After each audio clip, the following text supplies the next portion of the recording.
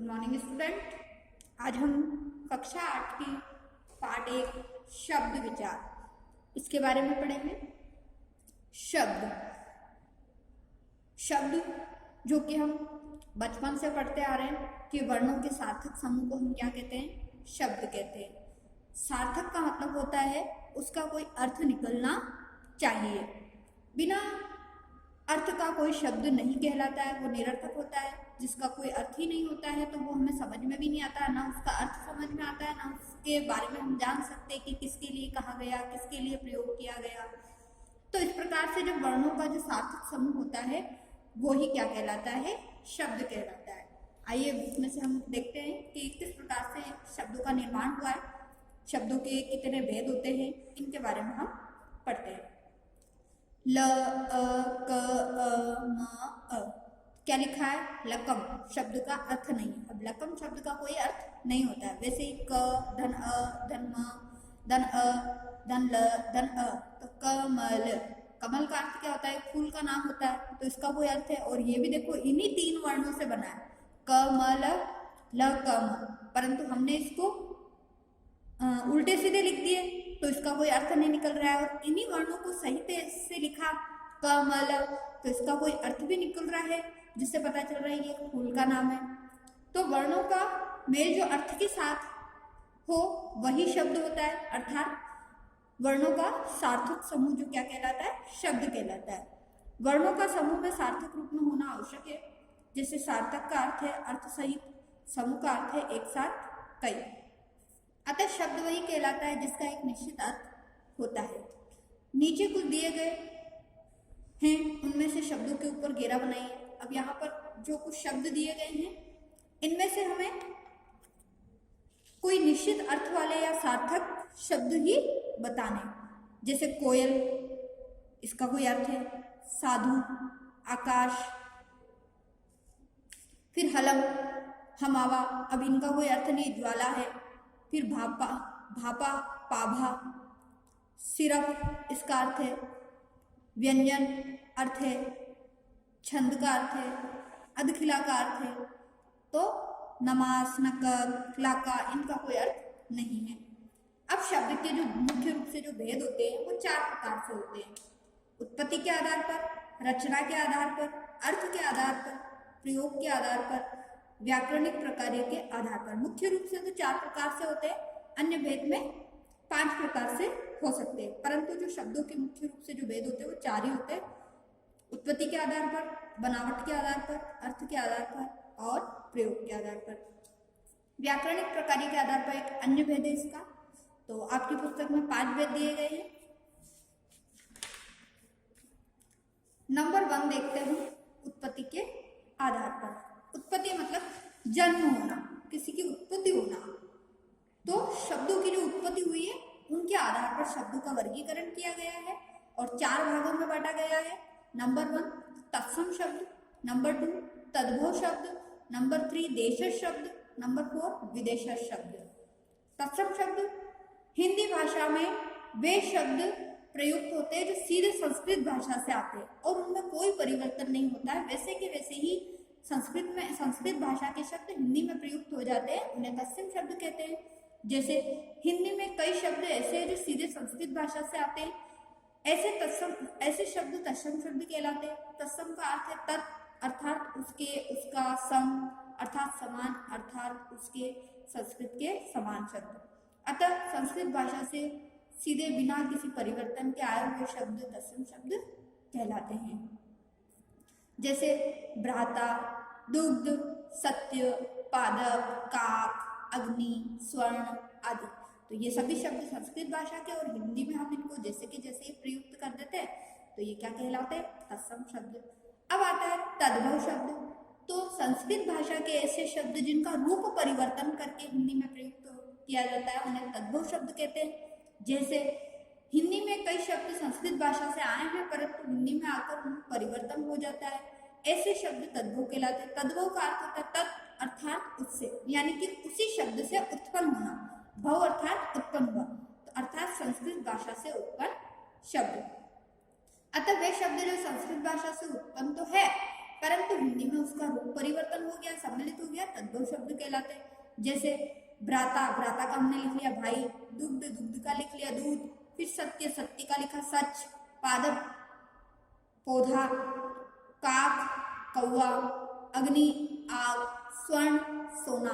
तो आदि इन शब्दों के हमने क्या कर लिए, रूप परिवर्तन कर लिए, तो ये तद्भव शब्द बन गए। तद्भव शब्द प्राय तत्सम के परिवर्तन रूप ही माने जाते हैं। कुछ और उदाहरण है, जैसे साग साग, भ्राता भाई, कंटक काटा, जीवा जीव, दूध दूध, शीर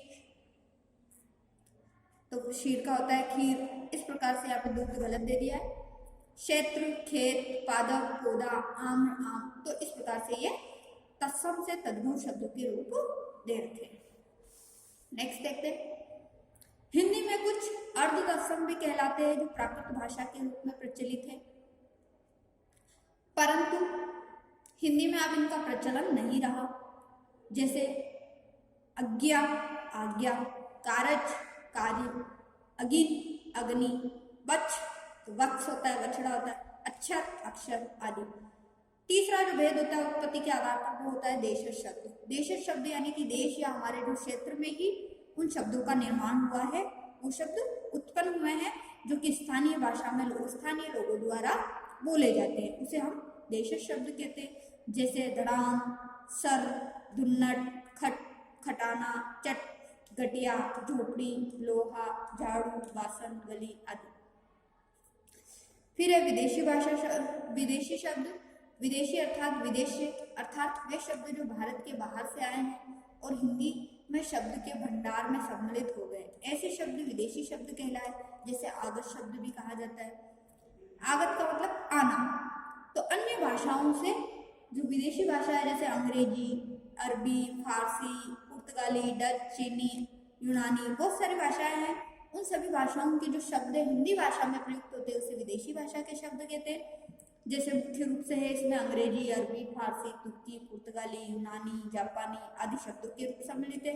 जैसे अंग्रेजी भाषा के जो शब्द है वो एजेंसी, नर्स, टिकट, कमेटी, बहुत सारे शब्द दिए गए आदि। अरबी भाषा के किताब, मरीज, मस्जिद, कत्ल, रिश्वत, खजाना, दफ्तर, फोरन, मीनार आदि शब्द। वैसे ही फारसी के दुकान, कागज, बाजार, बंदूक, रुमाल, दरवाजा, जमींदार। तो ये जो शब्द है ये हिंदी भाषा के नहीं है, अन्य भाषाओं के शब्द, विदेशी भाषाओं के शब्द जो हिंदी में प्रयुक्त हो रहे हैं। फिर तुर्की भाषा के शब्द, चेचक, कारतूस, तोप, कुली, चम्मच, लाश, कैंची, तमचा, मशलची, बेगम, दारोगा, चाकू आदि। फिर पुर्तगाली शब्द साबुन, कमरा, पादरी, नीलाम, चाबी, तौलिया, कप्तान, तिजोरी, बाल्टी, संतरा, अलमारी। अब देखो संतरा ये पुर्तगाली शब्द है, ऑलपिन आदि। फिर चीनी शब्द चीनी, पटाखा, लीची, चाय, चाय चीनी भाषा का शब्द है, चीकू चीनी भाषा का शब्द है आदि। यूनानी शब्द टेलीग्राम, टेलीफोन, एटम, डेल्टा आदि। तो इस प्रकार से विदेशी भाषाओं के अन्य शब्द है जो कि हिंदी में प्रयुक्त हुए हैं, इन्हें विदेशी भाषा के शब्द कहा जाता है। नेक्स्ट है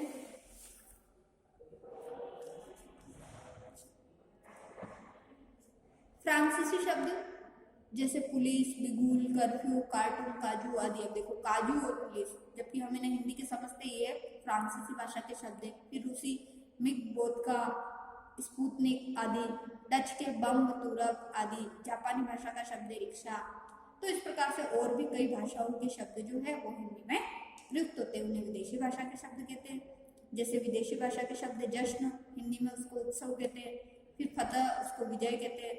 सबूत, जिसको प्रमाण कहा जाता है। इंसाफ का मतलब होता है न्याय। फौरन, तुरंत। खत, पत्र। तो उसी प्रकार से ये जो विदेशी भाषाओं के शब्द दिए गए, साथ साथ में इनका हिंदी मीनिंग भी, हिंदी पर्याय यानी कि हिंदी में इनका प्रयोग कैसे होता है वो भी दिया गया। अब है नेक्स्ट शंकर शब्द। शंकर का अर्थ है दो भिन्न व्यक्तियों या वस्तुओं के मेल से उत्पन्न। शंकर का मतलब ये होता है दो अलग अलग वस्तुओं से, दो अलग अलग भाषाओं से निर्मित शब्द क्या कहलाता है,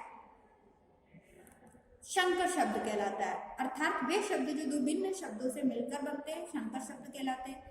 जैसे काम धंधा, काम क्या है फारसी शब्द और धंधा क्या है हिंदी शब्द, तो बन गया काम धंधा। रेलगाड़ी, रेल अंग्रेजी शब्द है, गाड़ी हिंदी शब्द है तो रेलगाड़ी। लाठी चार्ज, लाठी हिंदी शब्द है, चार्ज अंग्रेजी शब्द है। वर्षगांठ, वर्ष संस्कृत का शब्द है, गांठ हिंदी का शब्द है, तो ये संकर शब्द कहलाते हैं। इस प्रकार से दो अलग अलग भाषाओं के शब्द मिलकर संकर शब्द कहलाए। जैसे बे, बे एक उपसर्ग भी है और ये अरबी भाषा का उपसर्ग है। मेल हिंदी शब्द का, तो बेमेल यानी कि मिल नहीं रहा है। जेल खाना, जेल यानी अंग्रेजी और खाना मतलब फारसी भाषा का शब्द, तो जेल खाना अंग्रेजी फारसी का शब्द हो गया। हवादार, हवा अरबी भाषा का शब्द हो गया, दार फारसी भाषा का, तो हवादार अरबी फारसी शब्द हो गया।